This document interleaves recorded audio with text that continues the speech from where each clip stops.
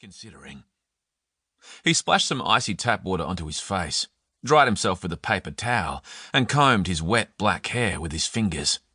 Then he took a packet of pills from his inside suit jacket pocket, dropped one into his palm, and swallowed it. He stood there for a minute, staring down at the sink, avoiding his own eyes, until he felt the warm opiate glow snake its way out of his belly. As he re-entered the sergeant's office, Philby spun around in his chair, grabbed a file from a chaotic pile stacked on a metal cabinet, and slapped it down on his desk. Movement of the file disturbed the computer mouse sitting on his desk. Watson caught a flash of pink flesh reflected on the window behind the sergeant. Philby grabbed at the mouse and quickly switched screens. "So, all squared away?" he asked. "You must have had an early start." "Yeah, all good," Watson said, cruising now, comfortably numb. "Got away just after 5. He caught a quick flicker in the other man's eyes at this and realised what he must be thinking. It was a 3-hour drive, and it was just after 9:30 now. Watson had spent the night before leaving for Gloster alone in his Sydney apartment, sitting in the dark, streaming videos and mixing things he shouldn't be mixing. His phone didn't ring. There were no messages on his pathetic attempt at an Instagram account. When the alarm sounded at 5 a.m, he'd switched it off and stayed in bed for another hour, trying to summon the impetus to move. Well, there's been plenty of weather, hasn't there?" Philby said, unsure. "Yep." Watson stifled a yawn. Philby turned his attention to the file, shuffling pages till he found the one he wanted. He tapped it with a pen. "Says here you'll be joining us for 6 months, while Alan Bishop is, convalescing." He seemed to struggle with the word. "Yep, that's the situation," Watson agreed, without enthusiasm. Philby blinked. "He's a good man, Alan. Well respected. Big pair of shoes to fill."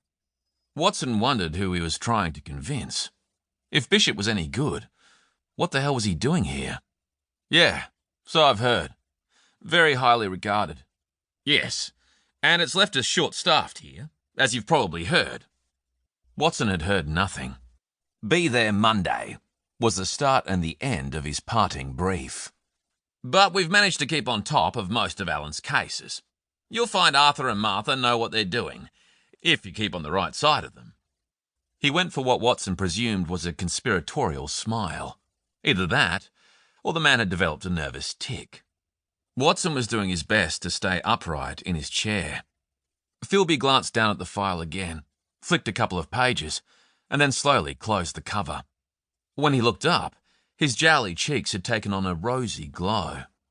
His expression said that Watson might hold the last piece to a particularly vexing jigsaw puzzle he had been labouring over for the past 20 years.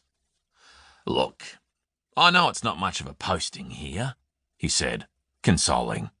"It's a quiet little town. We get the odd domestic, a punch-up at the pub on Saturday night, and some of the kids are ratbags, but it's nice and quiet, and we like to keep it that way. Are you hearing me?" "Loud and clear, Sarge," Watson said, doing his best. Philby frowned. "Right. Well, come with me, and I'll introduce you to the boys." Watson followed a gasping and heaving Philby up a creaking internal staircase. "You'll be in here," Philby wheezed. The second floor was one large open-plan room. Dirty yellow neon and dark carpet gave the place a depressing sheen. The room was separated into individual cubicles by movable partitions.